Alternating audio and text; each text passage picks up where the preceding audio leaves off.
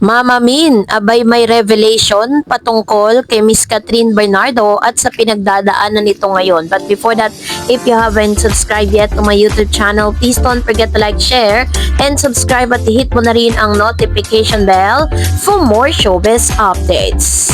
Bago tayo, of course, magpatuloy sa ating updates for today's video, nais kong pasalamatan kayo for always watching and trusting this channel. Thank you so much sa inyong palagi ang panonood at palagi ang pagsubaybay sa mga updates po natin. Maraming salamat po sa inyong panonood.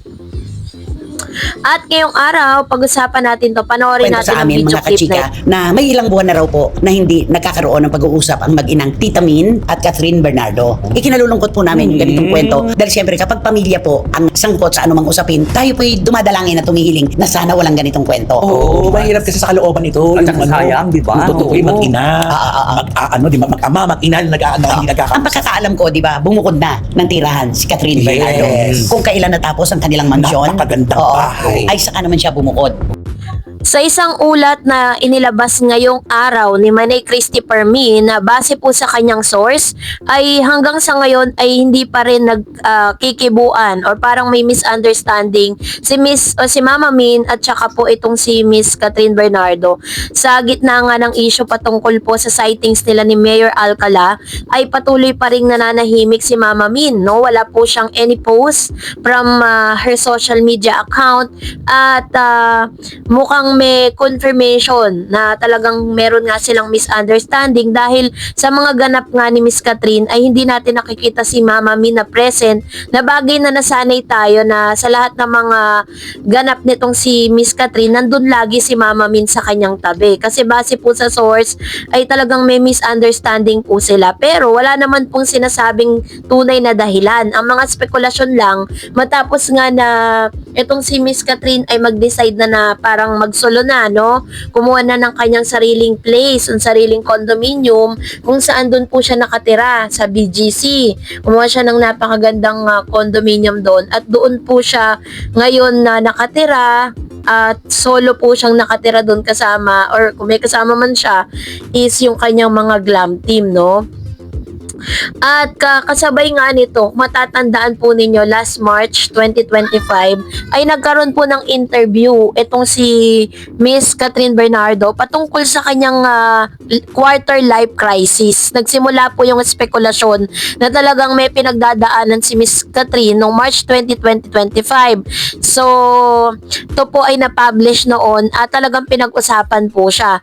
Sa pagbubukas ni Catherine tungkol sa kanilang nararamdaman sa isang press con para sa Pilipinas Got Talent, inamin ni Catherine Bernardo na nararanasan niya ang tinatawag na quarter life crisis habang papalapit ang kanyang ika-29 birthday. Sabi niya, to be honest, I'm so scared, I'm so lost. Isa itong personal na pagpapahayag ng pagiging vulnerable.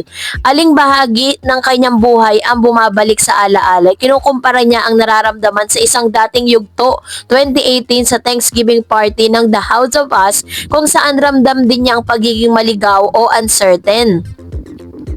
So, sa pagpapaliwanag ng kontekstong ito, nandun po kasi siya sa adulting stage.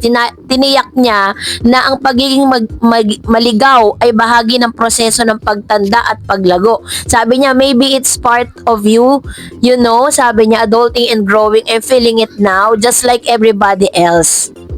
So, sinasabi niya na ito po ay tinatawag na birthday blues. Pero, sa mga pagkakataong ito kasi, naki-question tuloy yung pagiging isang good daughter nitong si Miss Catherine Bernardo dahil sa mga balitang lumalabas ngayon na hanggang sa ngayon na hindi sila nagkikibuan mag-ina. No, bilang isang anak, kahit na sabihin mo na napakalayo na ng narating mo sa buhay at napakarami ng mga na-achieve mo sa buhay, kahit ikaw pa yung superstar sa henerasyon na to, is hindi niya pwedeng kalimutan at i-look back yung mga sacrifices na ginawa ni Mama Min para sa kanya.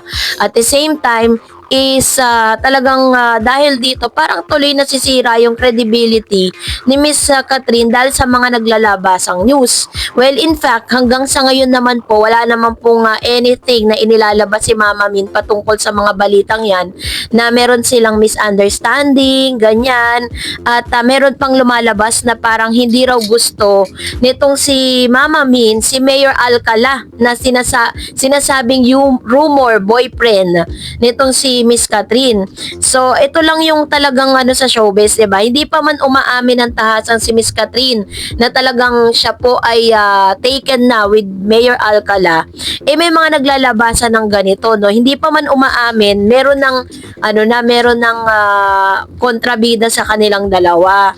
So, yun yung isa sa mga major reason kung bakit itong si Catherine Bernardo ay may mas pinipili niya yung tinatawag na NDD or non-disclosure, no? Dito po sa mga ganitong klase ng pagkakataon kasi hindi pa man sila naglalabas ng confirmation patungkol sa kanilang relationship, may mga taong gusto nang sumira nito. Una, sinisira yung relationship niya sa kanyang ina. Ngayon naman, 'di ba, parang sinasabi na tungkol dun sa kanyang rumored boyfriend na hindi nga daw gusto ni Mama Min. So, ang pinaka-best thing dyan is mag-focus tayo dun po sa mga positive na naidudulot ni Miss Catherine Bernardo sa lahat ng kanyang mga fans. Alam ko pong kayo na subaybayan nyo si Miss Catherine at nasubaybayan nyo rin po yung buhay ni Mama Min kung paano niya ginabayan at talagang si Mama Min nag-sacrifice para sa kanyang bunso na si Miss Catherine Bernardo. So sana nga kung sakasakali man is kung meron ng talaga or totoo man yung mga isyong ito ay hindi na masyadong lumala at maayos nila agad-agad. At dahil dyan, narito naman ang ilan sa mga comments, reaction po ninyo patungkol naman sa ating latest updates. So magbabasa tayo ng mga comments and reaction patungkol po dun sa in-upload natin kagabi. So basahin po natin. Una na si Miss Senamante. Naku, wala namang kaming pakialam dyan kay Catherine. Bakit may patago-tago pa siya? Simula nung kinawawa niya si Alden, walay na kami gana dyan kay Kat. Masaya pa, mas maarte pa kaysa matanda na sila. Bakit? Kailangan pang itago. Which is, para sa akin kung totoo man po yung mga rumors na meron siyang karelasyon, is hindi naman po malaking krimen na si Miss Catherine Bernardo ay magkaroon ng karelasyon dahil parehas naman po silang single, wala naman silang tinatapakang tao, 'di ba? And another one, sabi ni Miss Geraldine, hindi naman sila magkasama, hindi rin iisa ang picture sila magtatagpo, pareha naman silang single. Naku, red flag ang lalaki yan, kaya ayaw ni Mami Min. Very true. Isa yan sa mga dahilan kasi parang nung bina-background check, sinasabi na ang parang tinatagal lang ng relationship niyan sa kada babae 1 taon. No? So kaya isa yan sa mga red flag na tinatawag. Sabi ni Miss Isabelita, paano na si Donnie willing din ika-pursue? Wala sila ni Belle. Paano na? Ang ganda mo pinag-aagawan. Dati tahimik but since nawalan marami ng nagulo. What will happen to Donnie? Kasi Sue or C or may magbabalik si Kay or sa kanyang special someone balik. Not to Belle. She'll not accept me either. Ayan. So, yun po yung kanyang opinion with regards to this. Actually po, wala naman talagang romantic relationship between Donnie and Kay or Catherine Bernardo. Hindi rin naman siya nanliligaw kay Catherine. Sabi ni Miss Marcelina, paano na ang mga fans nila? Ano, may cut din? Wala pati ako, parang akong nawala ng gana. Pero yung jowa niya na si Alcala, tanggapin na lang natin. Support na lang tayo. Wag natin ipilit na magjowa ang cut din. Hanggang love team lang sila. Yan. So, ito naman yung kanyang komento. Alam niyo po, magkaroon man ng karelasyon si Alden, magkaroon man ng karelasyon si Miss Catherine Bernardo, hindi man sila magkatuluyan, ang mahalaga is suportahan natin sila. Sabi ni Miss Rowena Gurat, correct, admin, wala tayong magagawa kung yan ang gusto niya, pero sana nakapag-isip muna siya na hindi muna siya in relationship kasi kasagsagan ng kanyang karera. Ngayon, mababawasan na lalo ang mga fans niyang cut din. Medyo magda-down na dahil may karelasyon na. Ayan, so ito naman yung kanyang komento with regards to this. Actually po, it's a management decision na hindi sila banggitin sa lahat ng mga events, ganyan. Kasi parang ayaw din ng ABS-CBN na talaga matag sila as love team dahil hindi naman talaga sila permanent love team. Sabi ni Miss Glorioso, bakit sa tuwing may kasamang ibang lalaki si Catherine, binigyan agad ng issue? Hoy, disenteng babae yan, hindi easy to get yan. Itanong mo kay Daniel and Alden, hindi yan malandi, may class yan. Wag si Catherine, iba na lang dahil hindi ganyan ang pagkatao ni Catherine.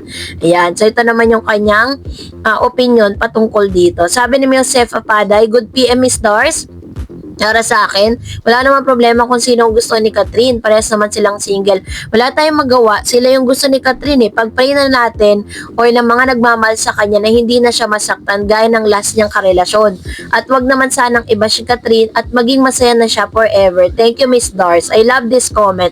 This is really a good comment for me. Kasi, umaga parang let's be happy and let's be positive, diba? Ang pinaka-importante naman is masaya si Catherine kung sino man yung mapipili niya, 'di ba, na karelasyon, 'di ba? So yun naman yung pinaka-importante sa lahat. Hindi naman para pangunahan natin sila sa kung ano yung magiging desisyon nila sa buhay.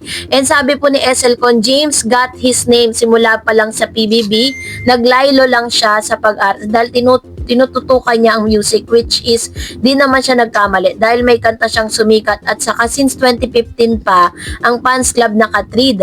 Ang tagal na nga ng mga fan-made video nila sa YouTube na nakikitaan sila ng chemistry.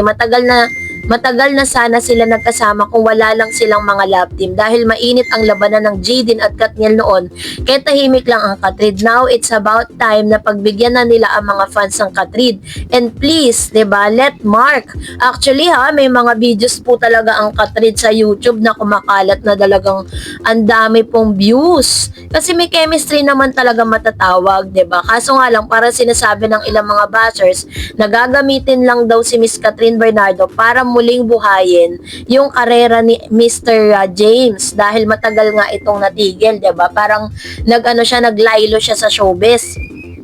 Yun ngayon yung pangtapal dito kay James. Sabi niya, and please let Mark and Kat be happy. Kung masaya sila together, wala na tayong pakidon. At saka speaking of red flag, laki ng lahat ng lalaki may red flag. In my opinion, ang pagsasama o isang relasyon ay hindi mo masusukat sa kung red or green flag ang lalaki dahil dalawa yan sila. In short, depende pa rin yon sa samahan nila. And knowing Kat, she's loyal, faithful, and kinda. Kaya I don't think siya yung babae, kumbaga hindi mo ahangaring makasama habang buhay.